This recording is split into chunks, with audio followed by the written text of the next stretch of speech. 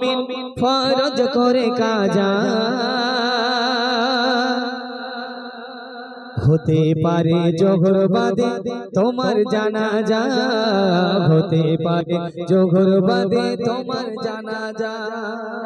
আজকে এখানে একটা যুবক ভাই বা একটা বাচ্চা ছেলে বা একটা যুবতী মেয়ে বা একটা চাচিমা বা একটা চাচা আজকে এখানে বসে বসে গজল শুনেছে। আগামীকাল ফজরের সময় হঠাৎ করে মাইকে আওয়াজ হচ্ছে কি অমুক জন ইন্তেকাল করেছে, তার জানাজা হবে জোহর বাদ, যেটা এমদাদুল বলছিল। কিন্তু আমরা ভাবিনি যে আমাদের তো একদিন মরতেই হবে, কিন্তু সেখানে যাব কি নিয়ে, সেই জায়গাটায় যাব কি নিয়ে, যে জায়গাটায় রসুল মা ফাতেমাকে ডেকে বলছে, ফাতেমা রসুলের বেটি বলে যেন কবরে গিয়ে পরিচয় দিও না, রসুলুল্লাহর বেটি বলে কবরে গিয়ে যেন পরিচয় দিও না, আলীর স্ত্রী বলে কবরে গিয়ে যেন পরিচয় দিও না, হাসান হোসাইনের আম্মাজান বলে কবরে গিয়ে যেন পরিচয় দিও না। কেননা কবর এমন একটা জায়গা যে কবর আমল ছাড়া কিছু চেনে না। রসুলুল্লাহ যদি তার বেটিকে স্মরণ করে এমন কথা বলতে পারে, আজ আমরা এমন একটা ভাব নিয়ে চলি, মনে হয় যেন ফতেমার থেকে আমরা বেশি আমল করে ফেলেছি, ফতেমার থেকে আমরা বেশি আমল করে ফেলেছি।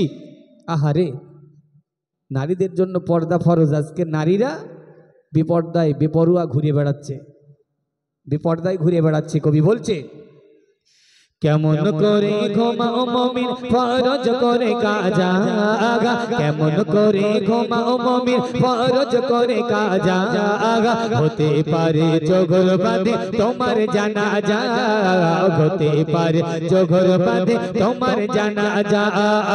মুয়াজ্জিন হাকে আযান নামাজ পড়ে নাও মুসলমান, মুয়াজ্জিন হাকে আযান নামাজ পড়ে নাও মুসলমান, নামাজ ছাড়া গহীন কবরে পাবে কঠিন সাজা, হতে পারে জোহর বাদে তোমার জানাজা, হতে পারে জোহর বাদে তোমার জানাজা।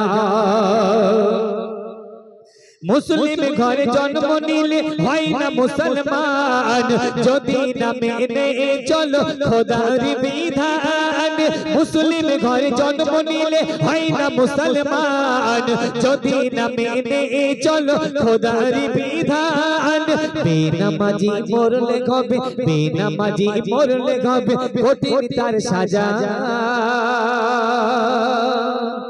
হতে পারে জোহর বাদে তোমার জানাজা, হতে পারে জোহর বাদে তোমার জানাজা।